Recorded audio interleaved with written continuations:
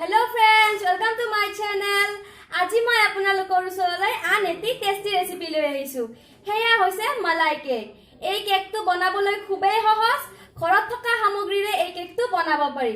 যেহেতু কেকটোত মালাই টেষ্ট থাকিব, এই কেকটো খাবলৈ খুবেই ভাল লাগে। এই কেকটো মিঠা কেক বুলিও কোৱা হয়। আপোনালোকেও ট্ৰাই কৰি চাব আৰু কেনেকুৱা পালে মোক কমেন্ট কৰি জনাবলৈ নাপাহৰিব। গতিকে আহকচোন পলম নকৰি ভিডিঅটো আৰম্ভ কৰো।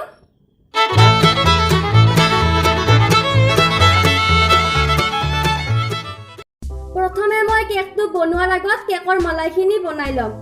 কেকৰ মালাইখিনি বনাবৰ বাবে মই আধা লিটাৰ গাখীৰ লৈছো। গাখীৰখিনি ভালকৈ বইল কৰি লম। গাখীৰখিনি বইল হৈ গল। এতিয়া ইয়াত 3 চামুচ চেনি দিম।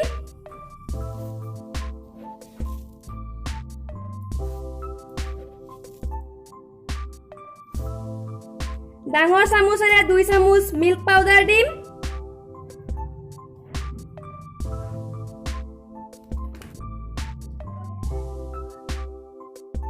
তিনিটা ইলাচি দিম আৰু একেবাৰে শেষত ইয়েলো কালাৰৰ এচিকুট ফুড কালাৰ দি এইখিনি গাঢ় হোৱালৈকে মিডিয়াম ফ্লেমত ভালকৈ বইল কৰি লম। গাখীৰখিনি এনেকৈ ঘনে ঘনে লৰাই থাকিব যাতে গাখীৰখিনি চচপেনৰ তলিত লাগি নধৰে।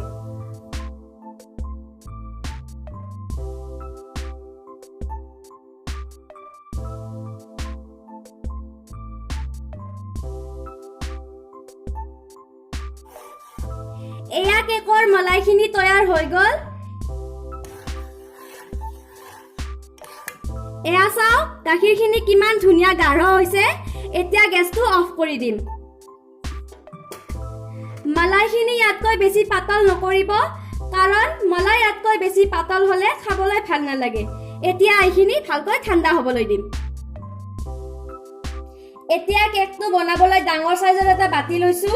ইয়াত গুড়ি কৰি লোৱা চেনি 100 গ্ৰাম দিম। চেনিখিনি ভালকৈ মিক্সিত গুড়ি কৰি লৈছো।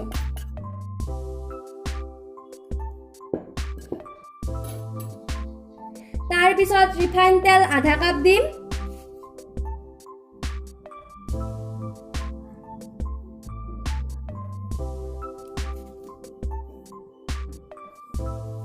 চুজি 125 গ্ৰাম দিম। চুজিখিনিও ভালকৈ মিক্সিত গুড়ি কৰি লৈছো। মিল্ক পাউডাৰ ডাঙৰ চামুচেৰে 2 চামুচ দিম।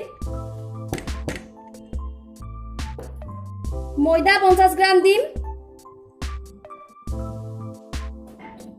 এতিয়া এইখিনি ভালকৈ চালি দিম। চালনীৰে চালি ললে কেকটো ফুলাত সহায় হয়।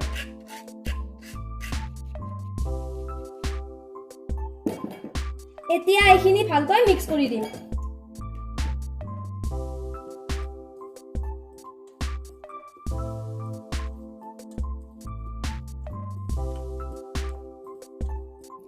আৰু তৈয়াৰ কৰি থোৱা মলাই ডাঙৰ চামুচেৰে 5 চামুচ দি দিম।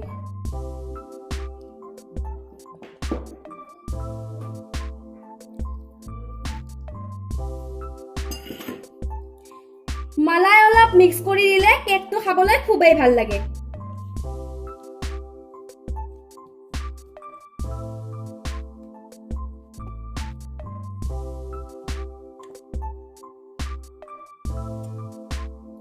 তাৰ পিছত প্ৰয়োজন অনুসৰি অলপ অলপ গাখীৰ মিহলাই কেকৰ স্মুথ বেটাৰ এটা তৈয়াৰ কৰি লম।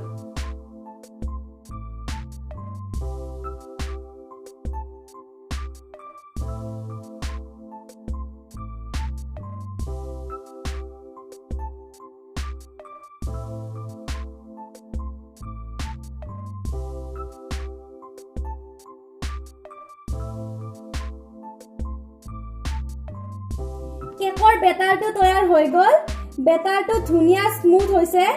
আপোনালোকে বেটাৰটো ইয়াতকৈ বেছি ডাঠ বা ইয়াতকৈ বেছি পাতল নকৰিব। মই যেনেকুৱা ধৰণৰ বনাইছো ঠিক তেনেকুৱাকৈ বনাব। বেটাৰটো যিমানেই স্মুথ হয় সিমানেই কেকটো স্পঞ্জি হয়। এতিয়া একেবাৰে শেষত সৰু চামুচেৰে 1 চামুচ বেকিং পাউডাৰ দি ভালকৈ মিক্স কৰি দিম।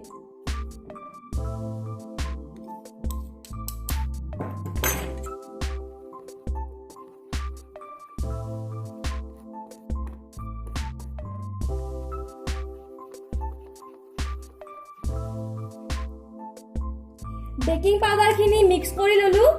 এতিয়া মই এনেকুৱা 4 গুণীয়া এটা পাত্ৰ লৈছো। আপোনালোকে যিকোনো ধৰণৰ ঘূৰণীয়া পাত্ৰ ব্যৱহাৰ কৰিব পাৰে। ইয়াত মই অলপ ৰিফাইন তেল দি টিফিনটোৰ চাৰিওফালে ভালদৰে মুচি দিম।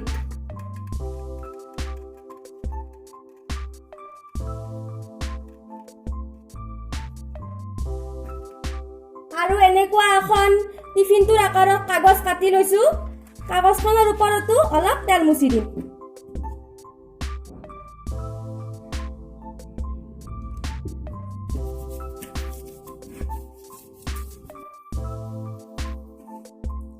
এতিয়া কেকৰ বেটাৰখিনি ইয়াত দি দিম।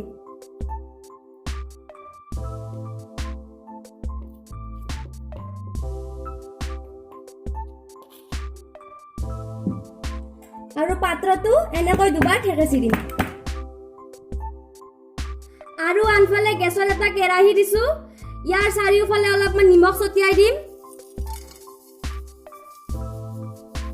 আৰু এনেকুৱা এডাল ষ্টেণ্ড দিম। এতিয়া এইখিনি 5 মিনিট মিডিয়াম ফ্লেমত ভালকৈ গৰম হ'বলৈ দিম। এইখিনি গৰম হৈ গ'ল। এতিয়া সাৱধানেৰে পাত্ৰটো ইয়াত দি দিম।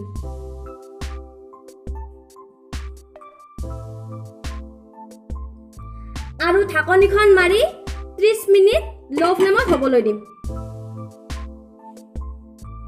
30 মিনিট হৈ গ'ল। এতিয়া মই কেকটো এবাৰ চেক কৰি চাম।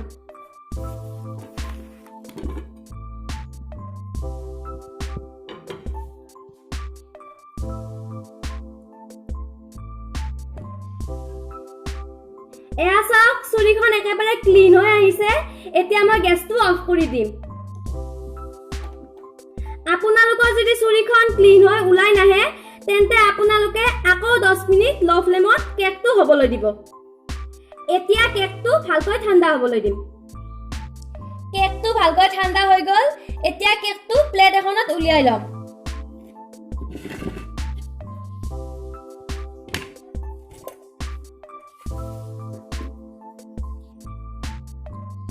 এতিয়া কেকৰ পৰা কাগজখন সাৱধানেৰে উলিয়াই দিম।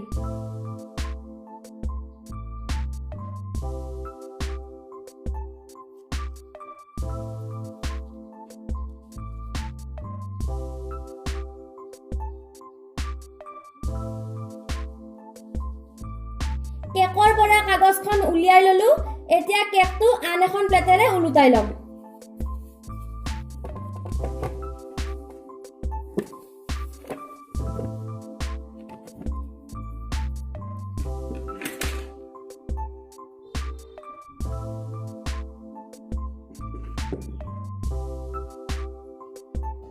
এতিয়া চুৰিখনেৰে কেকটোৰ চাৰিওফালে ফুটা কৰি দিম, যাতে মলাইখিনি ভিতৰলৈ ভালকৈ সোমাই যায়।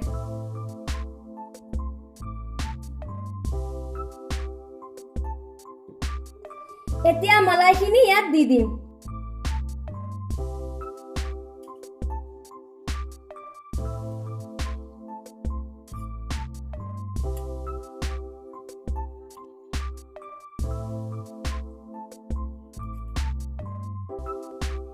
এতিয়া বাদাম আৰু চেৰিৰে কেকটো গাৰ্নিশ কৰি দিম।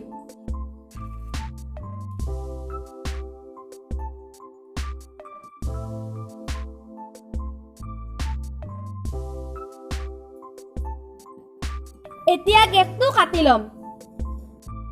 এয়া মই কেকটো গোটেইখিনি কাটি ললো। আপোনালোকে নিশ্চয় চাব পাৰিছে কেকটো দেখিবলৈ কিমান ধুনীয়া হৈছে।